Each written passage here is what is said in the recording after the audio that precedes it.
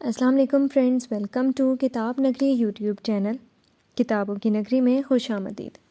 میں ہوں آپ کی ہوسٹ اقرا یاسین اور آج میں آپ کے لیے لے کر آئی ہوں ہنا اسد کے قلم سے تحریر کردہ ناول پرنس چارمنگ کے ایپیسوڈ نمبر 7 کو لے کر۔ لیکن اس ایپیسوڈ سے پہلے جلدی سے کیجیے چینل کو سبسکرائب، ویڈیو کو لائک اور کلک کر لیجیے بیل آئکن کو، تاکہ آپ کو اس ناول کی ہر نئی اپلوڈ ہونے والی قسط کی نوٹیفیکیشن فوراً موصول ہو سکے۔ اب آتے ہیں قسط کی جانب۔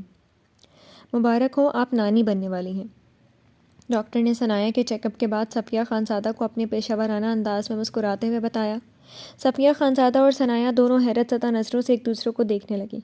ان کا شک بالکل ٹھیک ثابت ہوا، مگر آپ کو ان کا بہت خیال رکھنا ہوگا، ان کی عمر ابھی 17 ہے۔ اس ایج میں کافی پیچیدگیاں پیدا ہو جاتی ہیں اگر ذرا سا خیال نہ کیا گیا تو۔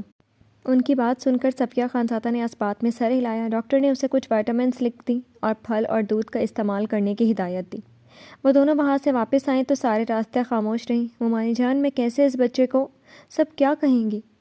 بیٹا، لوگوں کو چھوڑو، لوگوں کا تو کام ہی ہے باتیں بنانا، کہاں کوئی دوسرے کو سکون سے جینے دیتا ہے؟ تم اپنے اللہ کے بارے میں سوچو۔ ثنایا نے چونک کر انہیں دیکھا۔ کیا تم اس معصوم کو مار کر ایک گناہ کے مرتکب ہو سکتی ہو؟ مگر ممانی، مجھے تو اس کے باپ کا نام بھی اچھے سے معلوم نہیں۔ جب یہ مجھ سے پوچھے گا تو میں اسے کیا جواب دوں گی؟ یہ سب بات کی باتیں ہیں۔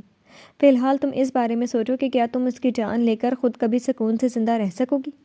ثنایا، بیٹا، حمل ضائع کرنا جائز نہیں، چاہے حمل میں روح پڑ چکی ہو یا نہ پڑی ہو، لیکن روح پڑنے کے بعد اس کا ضائع کرنے کی حرمت تو اور بھی زیادہ شدید ہو جاتی ہے۔ اور اگر بیوی کو خاوند حمل ضائع کرنے کا حکم بھی دے تو بیوی کے لیے اس کی اطاعت کرنی حلال نہیں۔ اسقاط حمل کی کوشش کرنی جائز نہیں جب تک کہ اس کی موت کا یقین نہ ہو چکا ہو، اور جب حمل کی موت کا یقین ہو چکا ہو تو پھر اسقاط حمل جائز ہے۔ شوہر کا اپنی بیوی کے لیے اس حمل کو نقصان اور ضرر دینا اور اسے کسی بھی طرح سے تنگ کرنا حرام ہے، کیونکہ اللہ تعالیٰ نے اس کے رحم میں یہ امانت رکھی ہے، اور اس حمل کا بھی حق، اس لیے اس کے ساتھ ناروا سلوک اختیار کرنا یا اسے نقصان اور ضرر دینا یا اسے ضائع و تلف کرنا جائز نہیں۔ اگر اللہ تعالیٰ نے اس عمل کو ناپسندیدہ قرار دیا ہے اور یہ جانتے ہوئے بھی تم ان کے اصولوں کی پاسداری نہ رکھو گی تو گنہگاروں میں سے ہو جاؤ گی۔ صفیہ خانزادہ نے اسے اسلامی نقطہ نگاہ سے سمجھایا۔ ثنایا نے اپنے پیٹ پہ ہاتھ رکھا۔ جب بھی وہ اسے بھولنے کی کوشش کرتی تھی، وہ ایک نئے سرے سے اس کے سامنے آ جاتا تھا۔ وہی وجیح چہرہ، نیلی سمندر جیسی گہری اور چمکتی آنکھیں جو اس نے تصویر میں دیکھی تھی، وہ چاہتے ہوئے بھی اسے ایک پل کے لیے بھی بھول نہیں پائی تھی۔ اسی کی وجہ سے تو اس کی زندگی اسے کس موڑ پر لے آئی تھی۔ وہ بنا شادی کے اس کے بچے کی ماں بننے والی تھی۔ یہ بات سوچ کر وہ خود کو شرمندگی کے اتھاہ گہرائیوں میں ڈوبتا ہوا محسوس کر رہی تھی۔ اگر صفیہ خانزادہ کی جگہ کوئی اور ہوتا تو نہ جانے اسے کیا کیا برا بھلا کہہ کر اپنے گھر سے نکال چکا ہوتا، مگر انہوں نے اپنے شفیق انداز سے اسے سیدھا راستہ دکھایا اور اسے تسلی بھی تھی۔ وہ ان کی گود میں سر رکھے آنسو بہا رہی تھی۔ وہ میٹنگ کرنے کے باعث کافی کمزوری محسوس ہو رہی تھی۔ وہ روتے ہوئے وہیں ان کی گود میں سو گئی۔ ان کی مہربان باہوں میں اسے ایسا لگ رہا تھا جیسے وہ اپنی ماں کی گود میں سر رکھے ہوئے لیٹی ہے۔ صفیہ خانزادہ نے اس یتیم بچی کی طرف یاسیت سے دیکھا۔ ان کا دل اس کی حالت پر گہری دکھ میں مبتلا تھا۔ وہ اس کے بالوں کو سہلانے لگی۔ حضرت محمد مصطفیٰ صلی اللہ علیہ وسلم نے فرمایا، جو شخص یتیم کے سر پر اللہ پاک کی رضا کے لیے ہاتھ پھیرے تو جتنے بالوں پر اس کا ہاتھ گزرا، ہر بال کے بدلے اس کے لیے نیکیاں ہیں، اور جو شخص یتیم لڑکی یا یتیم لڑکے کے ساتھ بھلائی کرے، 2 انگلیوں کو ملا کر فرمایا، میں اور وہ جنت میں اس طرح ہوں گے۔ حکیم الامت مفتی احمد یار خان علیہ رحمۃ الحنان فرماتے ہیں، یہ ثواب تو خالی ہاتھ پھیرنے کا ہے۔ جو اس پر مال خرچ کرے، اس کی خدمت کرے، اسے تعلیم و تربیت دے، سوچ لو کہ اس کا ثواب کتنا ہوگا۔ کچھ تو انہیں خود پہ خدابندی تھی، دوسرے انہیں اس معصوم بچی کے ساتھ دلی ہمدردی اور لگاؤ سا ہو گیا تھا۔ وہی یہی سوچتی کہ اگر ثنایا کی جگہ اگر ان کی اپنی بیٹی کے ساتھ یہ سب ہوتا تو وہ کیا کرتی۔ یہی سوچ کر وہ دہل جاتی۔ ثنایا سو گئی تو انہوں نے اس کی سبھی پیشانی پر بوسہ دیا اور اس کا سر تکیے پہ رکھتے ہوئے اسے کمفرٹر اڑا دیا۔ السلام علیکم امی جان، کیسی طبیعت ہے آپ کی؟ وہ عصر کی نماز پڑھ کر صفیہ بیگم کے کمرے میں آ گئی۔ وعلیکم السلام، جیتی رہو، سدا خوش رہو۔ تھوڑی دیر آرام کر لیتی آپ بیٹا، انہوں نے پیار سے اس کے سر پر ہاتھ پھیر کر کہا۔ جی امی جان، مگر دل چاہ رہا تھا آج کچن میں کچھ تباہ آزمائی کرنے کا، اسی لیے وہیں تھی۔ نماز پڑھنے کے لیے باہر نکلی تو ادھر آ گئی۔ روزانہ کی طرح آپ کا دماغ کھانے اس نے پرسکون انداز میں ہلکا سا مسکرا کر جواب دیا۔ بے شک امن خانزادہ کا رویہ اس کے ساتھ دیے ہوئے تھا، مگر وہ اس کا بدلہ اس کے گھر والوں سے نہیں لیتی تھی۔ اس کا رویہ باقی گھر والوں کے ساتھ بالکل نارمل تھا۔ وہ اس کی وجہ سے اس کے ماں باپ کو دکھ نہیں دینا چاہتی تھی، اور ویسے بھی اس 1 ماہ میں صفیہ خانزادہ کے ساتھ اس کی بہت زیادہ انڈرسٹینڈنگ ہو گئی تھی۔ وہ دونوں گھنٹوں باتیں کرتی تھیں اور گھریلو مختلف مسئلے مسائل ڈسکس کرتی تھیں۔ جب سے وہ آئی تھی تب سے وہ ان کے پاس آ کر ڈھیروں باتیں کرتی تھی۔ بالکل بھی نہیں دماغ کھاتی، بہت پیاری پیاری باتیں کرتی ہوں۔ اب تمہاری وجہ سے ہی اس حویلی میں رونقیں ہیں، ورنہ ثنایا تو، انہوں نے افسردہ لہجے میں کہا، اس گھر میں اصل تو آپ اور بابا کے دم سے رونق ہے، اور اب یہ رونقیں ہمیشہ ہی ایسے ہی رہیں گی انشاءاللہ۔ مگر امی ثنایا کے ساتھ ایسا کیا ہوا ہے جو وہ ہر وقت ایسے خاموش رہتی ہے؟ بالآخر اس نے من میں آیا ہوا سوال پوچھ لیا۔ صفیہ خانزادہ نے مزید چھپانا مناسب نہ سمجھا، کبھی نہ کبھی تو بات سامنے آنی ہی تھی، اس لیے انہوں نے دبے لفظوں میں دیا کو ساری بات بتائی، جسے سن کر وہ بھی رنجیدہ ہو گئی۔ اللہ تعالیٰ سب بہتر کریں گے، وہ اس کے معصوم چہرے کو دیکھ کر بولی، جس کے سرخ و سفید چہرے پر اب زردیاں گھلی ہوئی تھیں اور آنکھوں کے نیچے گہرے سیاہ حلقے پڑے ہوئے تھے۔ چند دنوں میں وہ کملا کر رہ گئی تھی۔ چلیں آپ آ جائیے گا باہر، میں سب کے لیے چائے بناتی ہوں، پھر شام کی چائے مل کر پئیں گے، اس نے بھی اپنے پرسکون سے لہجے میں کہا، اور کھڑی ہو گئی۔ بیٹا آپ رہنے دو، ملازمہ ہے نا، وہ بنا لے گی چائے، صفیہ خانزادہ نے اس کی بات سن کر کہا۔ کوئی بات نہیں امی جان، آج میں بناؤں گی، اس نے ایسے ہی کھڑے کھڑے بات پوری کی اور کمرے سے باہر نکل گئی۔ اس کا رخ کچن کی طرف تھا۔ رانی میری چائے لاؤ، سر میں شدید درد ہے۔ امن خانزادہ جو آفس سے تھکا ہوا آیا تھا، اس نے اونچی آواز میں کہا، لیکن ہمیشہ کی طرح رانی پتہ نہیں کہاں تھی، جو سن ہی نہیں رہی تھی۔ وہ ایسے ہی چلتا ہوا ڈائننگ ٹیبل کے پاس آ گیا، وہاں سے کچن نظر آتا تھا۔ دیا کو کچن میں کھڑے دیکھ کر اس کے الفاظ جامد ہو گئے۔ آپ بیٹھے، میں چائے لے کر آ رہی ہوں۔ اس نے کچن کے دروازے میں آ کر بہت ہی نارمل انداز میں اپنے ہاتھوں کو کپڑے سے صاف کرتے ہوئے کہا، رانی کہاں ہے؟ امن خانزادہ چلتا ہوا کچن کے دروازے پر آ گیا۔ اس نے ایک اچڑتی نظر دیا پر ڈالی اور اپنی بات بدل کر ماتھے پر بل ڈال کر پوچھنے لگا، وہ بابا جان کو شام کی چائے کے لیے بلانے گئی ہے ان کے کمرے میں؟ وہ چائے کے کپ ٹرے میں رکھے اسے اٹھا کر کچن سے نکلنے لگی تو دروازے میں اس کو استادہ دے کر اسے ٹھہرنا پڑا۔ راستہ دیں پلیز، اس نے امن کو مخاطب کیا تو وہ چونک کر سیدھا ہوا اور راستے سے ہٹ گیا۔ اتنے میں رانی بھی وہاب خانزادہ کو بلا کر آ گئی۔ السلام علیکم بابا، کیسے ہیں آپ؟ اس نے وہاب خانزادہ کو سلام کر کے ان کا حال پوچھا اور چیئر کھینچ کر ان کو بٹھایا۔ خوش رہو بیٹا، جیتے رہو، انہوں نے خوش دلی سے مسکرا کر کہا۔ امن خانزادہ نے دیکھا کہ وہ پہلے سے زیادہ بہتر تھے۔ اب ان کی میڈیسن اور بی پی دیا اور کبھی ثنایا ہی چیک کرتی تھیں۔ وہ دونوں بہت خیال کرتی تھیں ان کا۔ آفس سے آنے کے بعد کپڑے چینج نہیں کیے؟ کیا کہیں اور جانے کا ارادہ ہے؟ انہوں نے اس کی تیاری دیکھ کر پوچھا۔ جی، اس نے مختصر جواب دیا۔ کیوں، کیا ہوا، کدھر کی تیاری ہے؟ انہوں نے پوچھا۔ بابا جان، آفس کا کوئی کام ہے، اسی وجہ سے دوسرے شہر جانا پڑا ہے، ایک اہم میٹنگ ہے، اور کچھ دوست بھی شکوہ کر رہے تھے ملنے کا، اس نے سنجیدگی سے کہا اور چائے کا کپ اٹھا کر لبوں سے لگایا۔ بابا جان آپ یہ چائے لیں، دیا نے شوگر فری چائے ان کی طرف بڑھائی۔ امن خانزادہ تیزی سے گھونٹ گرما گرم چائے کے گھونٹ بھرتے ہوئے چائے ختم کر چکا تھا، اسی لیے وہ اٹھ گیا اور ایک ضروری فائل اٹھا کر بیگ میں رکھتے ہوئے باہر کی طرف نکلا۔ صفیہ خانزادہ نے دیا کو اس کے پیچھے جانے کا اشارہ کیا، اور جب تک پیچھے آئی امن خانزادہ گاڑی میں بیٹھ کر وہاں سے جا چکا تھا۔ شاید وہ کچھ زیادہ ہی جلدی میں تھا۔ وہ سست روی سے چلتے ہوئے واپس آئی۔ دیا، جی امی جان، ادھر آؤ، بات سنو بیٹا، انہوں نے اس کو پاس بلایا۔ دیا ان کی تقلید میں ان کے کمرے میں ہی چلی گئی۔ اب وہاں ثنایا اور وہاب خانزادہ ہی موجود تھے، اور دونوں ٹی وی اسکرین پر خبریں دیکھ رہے تھے۔ وہاب خانزادہ تو پورے انہماک سے خبریں دیکھ رہے تھے، مگر ثنایا غائب دماغی سے کسی گہری سوچ میں گم تھی۔ تمہارے اور امن کے درمیان سب ٹھیک تو ہے نا دیا؟ امن نے تمہیں کچھ کہا تو نہیں؟ انہوں نے دیا کی طرف دیکھ کر فکر مندی سے پوچھا۔ جی کہا ہے انہوں نے، وہ کہتے ہیں کہ میں انہیں خان نہ کہوں کیونکہ وہ ان کو خان کہتی تھی، اور انہوں نے یہ بھی کہا ہے کہ وہ دھوکے باز تھی، تم بھی ویسی ہو۔ اس نے اپنے بڑھتے ہوئے درد کو اپنے اندر چھپا کر سر جھکا کر وہ کہتی تھی؟ صفیہ خانزادہ نے الجھن بھری نظروں سے اس کی طرف دیکھا۔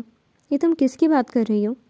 پتہ نہیں امی جان، یہ تو آپ بہتر جانتی ہوں گی کہ وہ کس کی بات کرتے ہیں، اس نے ان کی طرف دیکھ کر اندھے لہجے میں کہا اور پھر سر جھکا کر اپنی انگلیوں کو چٹکانے لگی۔ جانتی تو ہوں، انہوں نے افسردگی سے کہا اور اس کی طرف دیکھا جو نیچے منہ کیے شاید اپنے اندر ہمت پیدا کر رہی تھی۔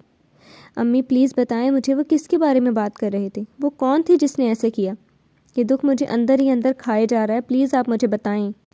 آپ تو مجھے بیٹی کہتی ہیں نا، تو پھر مجھ سے کیوں چھپایا وہ سب؟ دیا ان کے ہاتھوں کو اپنے ہاتھوں میں لے کر التجائیہ انداز میں بولی۔ دیا میں تمہیں سب بتاؤں گی کیونکہ اب وقت آ گیا ہے بتانے کا۔ میں نے تو سوچا تھا امن خود ہی وقت کے ساتھ ساتھ سنبھل جائے گا، مگر میری سوچ غلط تھی۔ تو امی پلیز بتائیں نا۔ وہ سب کچھ سننے کو بے قرار تھی، اس کے صبر کا پیمانہ لبریز ہو چکا تھا۔ وہ شازمہ انصاری تھی جس کی وجہ سے میرا امن ایسے ہو گیا ہے۔ انہوں نے خود پر ضبط کرتے ہوئے آخر بتا ہی دیا تھا۔ ان کے چہرے پر بھی دکھ کے سائے تھے۔ کیا ہوا تھا ایسا؟ وہ جو ان کی بات سن کر شاکڈ ہوئی تھی، خود پر مزید قابو نہ پا کر اس نے اگلا سوال کر دیا، لیکن صفیہ خانزادہ کے چہرے پر چھائے درد اور کرب کو دیکھ کر چپ کر گئی۔ اس نے میرے بیٹے امن کو دھوکہ دیا تھا، جس کی وجہ سے میرا بیٹا زندگی سے بہت دور ہو گیا۔ انہوں نے آنکھیں میچ کر کہا اور اس کی طرف دیکھا۔ دھوکہ؟ لیکن کیوں امی؟ اس نے دکھ سے پوچھا۔ اسے حیرت ہوئی تھی کہ خان جیسا انسان کیسے کسی کے دھوکے میں آ گیا۔ بس بیٹا، جو کچھ مقدر میں لکھا ہو کر ہی رہتا ہے، اور اس کے مقدر میں یہ سب ہی لکھا تھا شاید، انہوں نے آہستہ سے کہا۔ صحیح کہہ رہی ہیں آپ امی جان۔ کون تھی یہ شازمہ انصاری؟ اس نے سوال کیا۔ بیٹا، یہ کچھ سال پہلے کی بات ہے۔ امن جب یونیورسٹی میں پڑھتا تھا، وہ اپنی یونیورسٹی کا سب سے بہترین اسٹوڈنٹ تھا، وہ ٹاپر تھا، بہت ذہین و فطین، خاموش طبع تھا۔ پھر اسے ایک شازمہ انصاری نامی لڑکی سے محبت ہو گئی تھی، لیکن ہم میں سے کسی نے بھی اس کو نہیں دیکھا تھا۔ خان اس سے بہت پیار کرتا تھا، لیکن اس لڑکی نے صرف چند روپوں کی شرط جیتنے کی خاطر امن کو اپنے پیار کے جھوٹے جال میں پھنسایا۔ امن جو آہستہ آہستہ اس کے مکر و فریب کے جال میں پھنستا چلا گیا۔ امن خانزادہ شروع سے ضدی اور غصیلا نہیں تھا، وہ بچپن سے ہی بہت ہنسمکھ اور شریر بھی تھا۔ 4 سال پہلے تک اس خانزادہ مینشن کے در و دیوار میں اس کے قہقہے گونجتے تھے، لیکن اب وہی امن خانزادہ تھا جو ہنسنے والی باتوں پر بھی سوچ سمجھ کر ہنستا تھا۔ 4 سال پہلے اس نے MBA مکمل کرنے کے بعد اس نے اپنے دوستوں کے ساتھ مل کر بزنس اسٹیبلش کیا تھا۔ وہاب خانزادہ کو بھی اس پر کوئی اعتراض نہیں تھا۔ یونیورسٹی میں اس کی پہلی بار شازمہ انصاری سے ملاقات ہوئی۔ شازمہ انصاری وہ واحد لڑکی تھی جس کی بے انتہا خوبصورتی اور بولڈنس نے اس کو پہلی ہی نظر میں اٹریکٹ کیا تھا، اور وہ اس کا دیوانہ ہو گیا تھا۔ وہ تھی بھی بہت پیاری، کسی کو بھی اپنا گرویدہ بنا سکتی تھی۔ 2 ماہ میں ہی ان کی دوستی بہت زیادہ گہری ہو گئی تھی۔ گھنٹوں باتیں کرنا، گھومنا پھرنا ان کا معمول بن گیا۔ اس بات کا وہاب خانزادہ اور باقی گھر والوں کو بھی پتہ تھا، لیکن ہم شازمہ انصاری سے ملے نہیں تھے۔ امن خانزادہ یہ بات نہیں جانتا تھا کہ شازمہ انگیج تھی، اور اس سے دوستی شازمہ نے محض اس کے دوستوں سے لگائی ہوئی شرط جیتنے کے لیے کی تھی، کیونکہ امن کی وجاہت اور تعلیمی قابلیت کی وجہ سے کئی لڑکیاں اس پہ مرتی تھیں، مگر وہ اپنے آپ میں مگن رہنے والا انسان تھا اور کسی بھی لڑکی کو خاطر میں نہ لاتا۔ اس لیے اس نے اپنے دوستوں سے شرط لگائی کہ وہ اسے اپنے جال میں پھنسا کر ہی رہے گی۔ وہ آہستہ آہستہ اسے اپنی طرف مائل کرنے میں کامیاب ہو چکی تھی، اور وہ بہت اچھے سے جانتی تھی کہ امن خانزادہ اس کے ساتھ بہت سیریس ہو چکا ہے۔ جس دن اس نے شازمہ انصاری سے باقاعدہ طور پر اظہار محبت کر کے اس کو شادی کے لیے پرپوز کرنے کے لیے ہوٹل بلوایا تھا، اسی دن شازمہ کی اپنی دوستوں کے ساتھ ہونے والی باتیں امن خانزادہ نے سن لی تھیں، جن کو سن کر اس کو بہت بڑا دھچکا لگا تھا۔ اس کی انا، خودداری اور عزت نفس کو شازمہ انصاری نے بہت بری طرح روندا تھا۔ اپنے دوستوں کے سامنے اس کی محبت کا خوب مذاق اڑایا تھا۔ وہ ان لوگوں کی باتیں سن کر غصے میں آؤٹ آف کنٹرول ہو کر شازمہ کے سر پر پہنچ گیا، اور پھر بغیر کچھ کہے ایک زوردار تمانچہ اس کے منہ پر چڑھ دیا۔ بس اس دن شازمہ انصاری سے اس کی آخری ملاقات ہوئی تھی۔ دل پر لگے گہرے زخموں کے ساتھ وہ ریش ڈرائیونگ کر کے گھر پہنچا۔ اس نے اسے دھوکہ دیا، اور اس کی انا، خودداری، اس کی ذات کا وقار اور عزت نفس کو ساری یونیورسٹی کے سامنے رونت ڈالا۔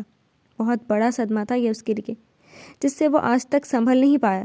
میرے بیٹے کو اس دکھ، درد اور کرب سے نکال لو، ایک ماں کی التجا ہے۔ انہوں نے آہستہ آہستہ سب کچھ بتا دیا، اور بہت امید سے اس سے التجا کی۔ وہ جو حیرت و صدمے سے بیٹھی ان کی باتیں سن رہی تھی، اس نے ان کی آخری بات سن کر الجھ کر ان کی طرف دیکھا۔ انسان کے لہجے میں تلخی ایسی ہی نہیں آ جاتی، بلکہ اس کے پیچھے کوئی بہت ہی گہرا درد چھپا ہوتا ہے، جو اس انسان نے اکیلے ہی اپنی ذات پر سہا ہوتا ہے۔ امن خان کے لہجے کی تلخی کا بھی اسے آج ہی پتہ چلا تھا۔ وہ ایک ماں کی تڑپ اور ان کا دکھ بھی سمجھ رہی تھی۔ مگر امی جان، میں کیسے کروں؟ اس نے الجھ کر پوچھا۔ بیٹا، تم ہی کر سکتی ہو۔ تم صبر و برداشت سے اور حوصلے سے اس کو اپنی طرف مائل کرو، اور امن کو اس لڑکی کے سحر سے نکالو۔ بیوی ہو تم اس کی، اپنے ہونے کا احساس دلاؤ اسے۔ مجھے پتہ ہے تم امن کو خوشیوں بھری زندگی کی طرف واپس لا سکتی ہو، اور اس کی زندگی میں پھر سے رنگ بھر سکتی ہو۔ مجھے پورا یقین ہے، انہوں نے اس کو نرمی سے سمجھاتے ہوئے کہا۔ کتنے سال ہو گئے تھے امن کو اس درد میں گھلتے ہوئے، وہ ابھی بھی اسی غم میں مبتلا ہے۔ میں اور اس کے بابا اسے سمجھاتے ہوئے تھک گئے ہیں کہ وہ خود کو اس غم سے باہر نکال لے، لیکن ہر بار وہ بات مان کر بھی بھول جاتا تھا اور پھر ویسا بن جاتا تھا۔ لیکن امی، انہوں نے مجھ سے کہا تھا خوبصورت لوگ ہمیشہ دھوکہ دیتے ہیں، اور تم بھی خوبصورت ہو، تم بھی مجھے دھوکہ ہی دو گی، اس نے پریشانی سے کہا۔ نہیں، غلط کہتا ہے وہ، اس نے پہچاننے میں غلطی کی اس کو۔ تم بہت پیاری ہو کیونکہ تم میری اچھی بیٹی ہو، اور میں ہر قدم پر تمہارے ساتھ ہوں۔ انہوں نے اس کے ہاتھوں کو پکڑ کر ان کو تھپ تھپا کر دیا کو تسلی دی۔ اب وہ جانتی تھی کہ آگے جو بھی ہونا تھا وہ اچھا ہی ہونا تھا۔ انہیں پوری امید تھی۔ انہوں نے بہت سوچ سمجھ کر دیا کو شازمہ کے بارے میں بتا دیا تھا۔ دیا نے اپنے دل میں مصمم ارادہ کیا کہ وہ امن خانزادہ کو اس کے غم سے باہر نکال کر ہی رہے گی۔ بابا، وہ کھوئے ہوئے انداز میں وہاب خانزادہ کی طرف دیکھ کر بولی۔ جی بیٹا جی، کیا بات ہے؟ وہ ٹی وی اسکرین سے نظریں ہٹا کر ثنایا کی طرف متوجہ ہوئے۔ وہ سر جھکائے ہوئے بیٹھی تھی۔ بابا، اگر آپ برا نہ مانے تو میں ایک بات کہوں؟ وہ جھجکتے ہوئے بولی۔ کہیں بیٹا جی، اس میں اتنا سوچنے یا ہچکچانے کی کیا بات ہے؟ جو بھی بات ہے آپ کھل کر سکتی ہیں میرے ساتھ۔ مجھے بابا بھی کہتی ہیں اور مان بھی نہیں دیتی۔ نہیں بابا، میں آپ کو اپنے بابا ہی سمجھتی ہوں۔ تو پھر بتائیے۔ بابا، وہ دراصل میں جاب کرنا چاہتی ہوں۔ وہ اپنی انگلیوں کو مروڑتے ہوئے مخمصے میں مبتلا ہو کر بولی۔ کیا آپ کو کسی چیز کی ضرورت ہے؟ وہ متفکر آواز میں بولی۔ نہیں بابا، مجھے کسی بھی چیز کی ضرورت نہیں۔ تو پھر آپ نے ایسا کیوں کہا؟ بابا، میں اپنی آنے والی ذمہ داریاں خود اٹھانا چاہتی ہوں، آپ پہ بوجھ نہیں بننا چاہتی۔ میری بات یاد رکھنا بیٹا جی، بیٹیاں اپنے والدین پہ کبھی بھی بوجھ نہیں ہوتی۔ اگر آپ کی خواہش ہے جاب کرنا تو مجھے کوئی اعتراض نہیں، مگر بات اگر پیسوں کی ہے تو میں قطعاً آپ کو یہ جاب کرنے نہیں دوں گا۔ وہ قطعیت سے بولے تھے۔ بابا، اگر میں آپ کا بیٹا ہوتی تو آپ مجھے میرے پاؤں پر کھڑا ہونے کے لیے ضرور کہتے نا۔ سمجھیے کہ میں بھی آپ کی بیٹی نہیں، بیٹا ہوں۔ ثنایا، میں نے کبھی بیٹی یا بیٹے میں فرق نہیں کیا۔ بیٹا، اکیلی لڑکی کا آج کل کے دور میں باہر نکلنا بہت مشکل ہے، اور جس کنڈیشن میں تم ہو اس میں تمہیں اپنا خیال رکھنا ہے۔ مگر بابا پلیز، وہ التجائیہ انداز میں بولی۔ اچھا ٹھیک ہے، مجھے سوچنے کا وقت دو۔ وہ دونوں پھر سے ٹی وی اسکرین پر متوجہ ہوئے۔ کیا حال ہے بھائی وہاب صاحب؟ فیاض الحسن صاحب اندر داخل ہوئے تو جوش بھری آواز میں بولے۔ ثنایا نے فوراً سے بیشتر اپنا دوپٹہ درست کر کے اپنا چہرہ چھپایا۔ وہ سب یوں ہی حجاب کرتی تھیں شروع سے، جب بھی گھر سے باہر نکلتی تھیں، مگر گھر میں رہتے ہوئے سر پہ ہمیشہ دوپٹہ اوڑھتی رکھتی تھیں۔ فیاض الحسن صاحب تو وہاب خانزادہ کے قریبی دوست تھے۔ وہ یوں ہی بے تکلفی سے یہاں آتے رہتے تھے۔ میں بالکل ٹھیک، تم سناؤ، کب لوٹے موریشس سے؟ وہ اٹھ کر پرتپاک استقبال کے لیے آگے بڑھے اور ان سے گلے ملے۔ دونوں وہیں بیٹھ گئے۔ السلام علیکم، ثنایا نے دھیمی آواز میں کہا۔ آداب میزبانی کے فرائض بھی تو نبھانے تھے۔ وعلیکم السلام بیٹا جی، وہ بھی خوش دلی سے بولے۔ میں آپ کے لیے چائے لے کر آتی ہوں۔ کہتے ہی وہ کچن کی طرف بڑھ گئی۔ رانی چائے کے ساتھ لوازمات نکال کر ٹرے میں رکھنے لگی اور ثنایا چائے بنانے لگی۔ اور سناؤ، کام کیسا جا رہا ہے؟ وہاب خانزادہ نے استفسار کیا۔ شکر الحمدللہ، سب ٹھیک۔ فیاض الحسن صاحب ایک چینل کے ڈائریکٹر تھے۔ یار آج کل پاکستان کے کافی چینلز پہ دوسرے ممالک کے ڈرامے چل رہے ہیں۔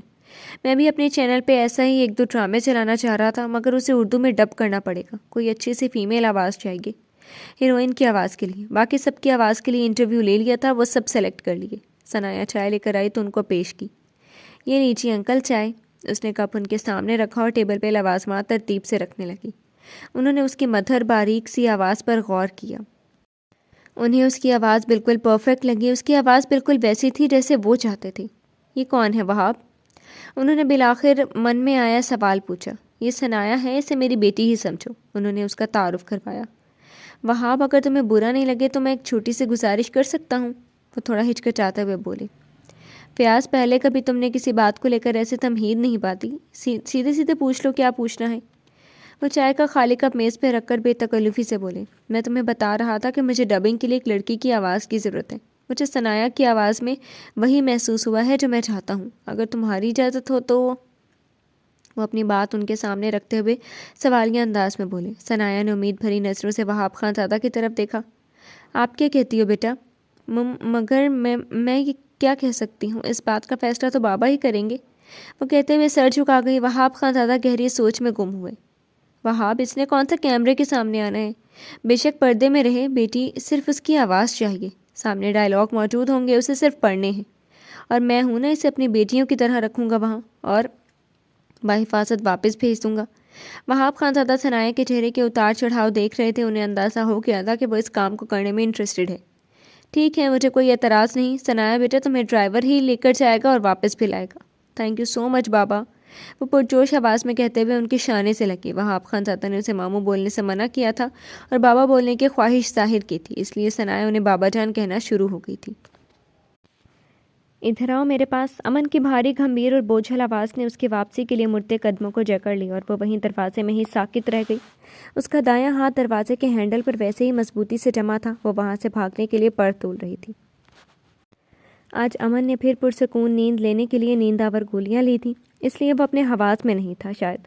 دیا اس عرصے میں جان چکی تھی کہ جب اس کا درد برداشت باہر ہو جاتا ہے تو وہ ایسا کبھی کبھار کرتا ہے۔ جی کیا چاہیے آپ کو؟ وہ مڑ کر اسے ہراساں نظروں سے دیکھنے لگی۔ نہیں بیٹھو، مجھ سے دور کیوں بھاگ رہی تھی؟ اس نے اسے سرتا پا نظروں سے دیکھتے ہوئے پوچھا، لیکن جواب نہ تار۔ تم ایسے کیوں ہو؟ اس کے سوال پہ دیا کی آنکھوں کی پتلیاں حیرت سے پھیل گئیں۔ میں کچھ پوچھ رہا ہوں تم سے، اسے ایک بار پھر سے پیش آیا۔ اس نے دیا کو چپ دیکھ کر اس کی کلائی زور سے پکڑ کر ایک جھٹکے سے اپنی طرف کھینچی۔ وہ کچی ڈال کی طرح اس پہ آ گری۔ گرتی اس کی تمام حس و حرکت بیدار ہوئی۔ اس نے بدک کر پیچھے ہٹنا چاہا، لیکن اس کی کمر جکڑی جا چکی تھی۔ اس نے گرفت سے نکلنا چاہا، لیکن یہ بھول گئی کہ گرفت امن خان زادہ جیسے مضبوط مرد کی ہے۔ کیسی؟ بھاگ نہیں رہی، اس نے ڈرتے ڈرتے پوچھا۔ تو پھر یہ سب کیا ہے؟ وہ اس کا دوپٹہ نکال کر دور پھینک چکا تھا۔ وہ ایک دم سے اس کی بات اور انداز پر ششتہ رہ گئی تھی۔ بس مجھے ڈر لگتا ہے آپ کے بلا وجہ کے غصے سے۔ میں ویسی نہیں ہوں خان جیسا آپ مجھے سمجھتے ہیں۔ یہ بدگمانی کے بادل چھٹ جائیں گے تو آپ مجھ میں اور اس میں واضح فرق دکھائی دے گا۔ آپ کو خدا کا واسطہ ہے ایک بار مجھ پر یقین کر کے تو دیکھیں۔ ہر لڑکی ایک جیسی نہیں ہوتی۔ میں آپ کا یقین کبھی نہیں توڑوں گی۔ اگر آپ نے اپنے بابا کے خوشی کے لیے آپ نے مجھ سے شادی کر لی ہے تو اس کو نبھائیں بھی، لیکن آپ پر تو پتہ نہیں کون سا جنون سوار ہے جس کی یادوں میں کھو کر مجھ سمیت باقی سب گھر والوں کو بھی دکھ دے رہی ہیں۔ کب کا آپ کو دھوکہ دے کر جا چکی ہے۔ دیکھیں خان، آپ کی اتنی زیادتیوں اور بے رخی کے باوجود بھی مجھے آپ سے محبت ہو گئی ہے، اور مجھے اپنے محرم سے اپنی محبت کا اظہار کرنے میں کوئی آڑ نہیں۔ اگر کوئی عورت آپ سے اظہار محبت کرتی ہے تو آپ خوش قسمت ہیں۔ عورت کی فطرت میں ہے حیا، اس کی نسوانیت، اس کا وقار اجازت نہیں دیتا کہ وہ کھل کے اظہار کر سکے۔ مگر جب کوئی عورت خوبصورت لفظوں سے اظہار کرتی ہے تو یاد رکھیں آپ اس کو بے حد، بے شمار، بے انتہا عزیز ہیں۔ میں آپ کی بیوی ہوں، اور بیوی کے ساتھ ایسا رویہ رکھنا اچھا نہیں ہے خان۔ یہ کہاں کی انسانیت ہے؟ وہ بھی جواباً اسی کے لب و لہجے میں بولی تھی جس پہ خان کا ہاتھ اٹھا اور دیا کہ نرم گال پہ اپنے نشان چھوڑ گیا۔ وہ بے یقینی سے اپنے جلتے ہوئے گال پہ ہاتھ رکھ کر حیرت زدہ نظروں سے اسے دیکھنے لگی۔ آنسوؤں کی لکیر اس کے جلتے ہوئے گالوں کو بھگونے لگی۔ جسٹ شٹ اپ، یعنی اب تم مجھے سکھاؤ گی انسانیت؟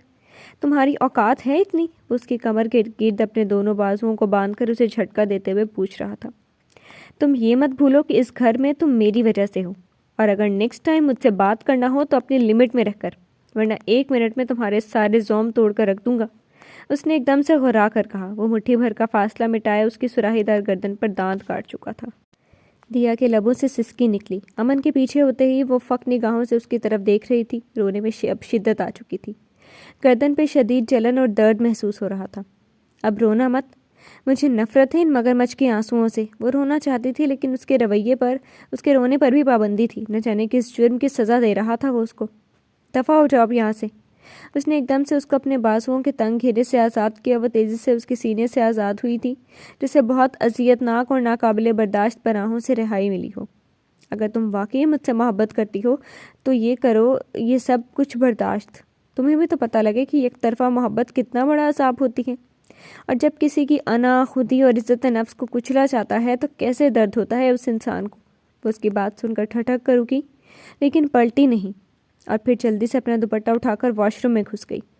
اندر گھستے ہی اس کے سینے میں دبی سسکیوں اور آنکھوں میں قید آنسوؤں کو بہنے دیا تاکہ انہیں بھی ان سے لگتی ہوئی قید سے رہائی مل جائے۔ وہ واش بیسن کے آئینے کے سامنے کھڑی واش بیسن پر دونوں ہاتھ جما کر جھکی ہوئی ہچکیوں سے روئی جا رہی تھی۔ پھر نظر اٹھا کر خود کو آئینے میں دیکھا۔ سرخ سوجا ہوا گال، متورم آنکھیں، گردن پہ اس کی درندگی کا نشان تھا۔ ایسا لگ رہا تھا جیسے وہاں سے ابھی خون نکل کر باہر آ جائے گا۔ اس نے اپنی مٹھیاں پانی سے بھر کر اپنے منہ پر چھپاکے مارے اور پھر جھلستی ہوئی گردن پہ۔ امن نہ جانے اسے کس بات کا بدلہ لے رہا تھا۔ وہ بے بسی سے جتنا سوچتی اس کو اتنا رونا آتا۔ وہ کرتی تو کیا کرتی؟ وہ کسی کو بتا بھی نہیں سکتی تھی، کیونکہ وہ کسی کو دکھ نہیں دینا چاہتی تھی۔ سب اس کے اپنے تھے، اس سے بے انتہا محبت کرتے تھے۔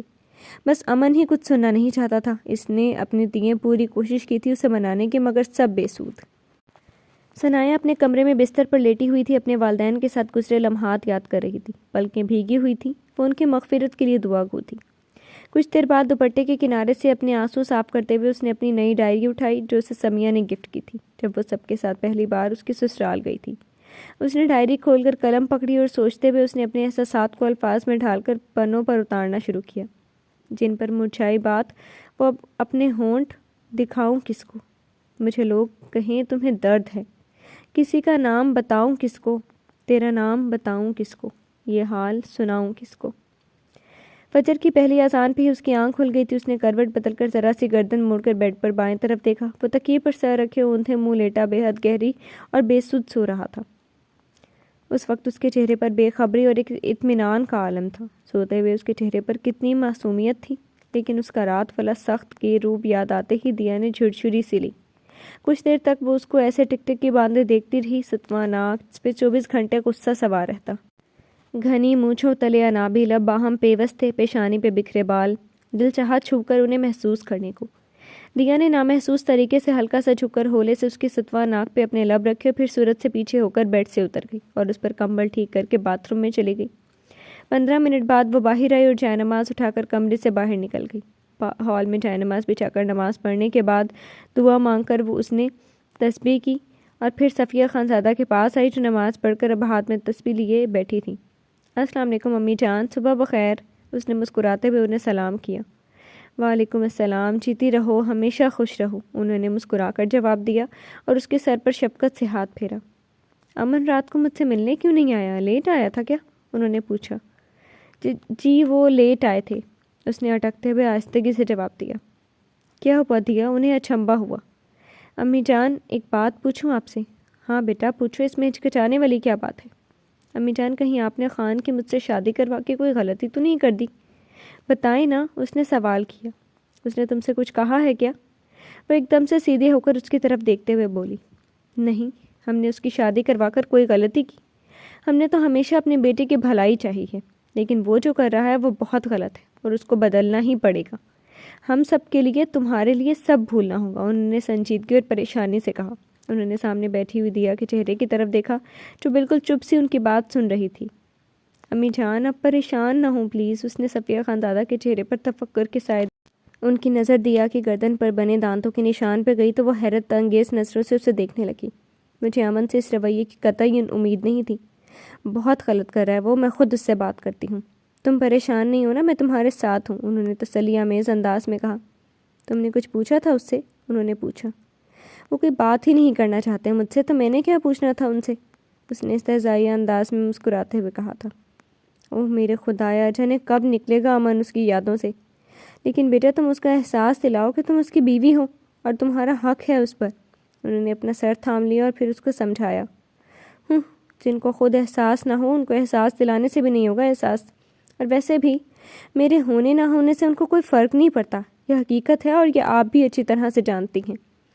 اس نے تلخی سے مسکراتے ہوئے کہا، لیکن جیسی زندگی وہ گزار رہا ہے وہ کوئی زندگی نہیں ہے، پلیز بیٹا نکال لو اس کو پرانی یادوں کے چنگل سے، تم ہی یہ کر سکتی ہو، انہوں نے امید بھری نظروں سے دیکھتے ہوئے کہا۔ وہ تو پاگل ہو چکی ہیں بالکل، میں کیسے سمجھاؤں انہیں؟ اس نے یہ بات دل میں خود سے کہی تھی۔ ایک ماں کہاں برداشت کر سکتی تھی اپنے بیٹے کے خلاف کوئی بات؟ امی جان میں ابھی آپ کے لیے چائے لے کر آتی ہوں، اس نے ان کی بات کاٹ کر کہا اور وہ وہاں سے اٹھ گئی۔ اور وہ اچھی طرح جانتی تھیں کہ دیا کتنی تکلیف میں تھی امن کے اس رویے کی وجہ سے۔ جی تو فرینڈز، کیسی لگی آپ کو آج کی ایپیسوڈ؟ امید ہے آپ کو پسند آئی ہوگی۔ کمنٹ سیکشن میں اپنی رائے کا اظہار ضرور کیجیے گا۔ پھر حاضر ہوں گے ناول کے نئی قسط کے ساتھ، تب تک کے لیے شکریہ، اللہ حافظ۔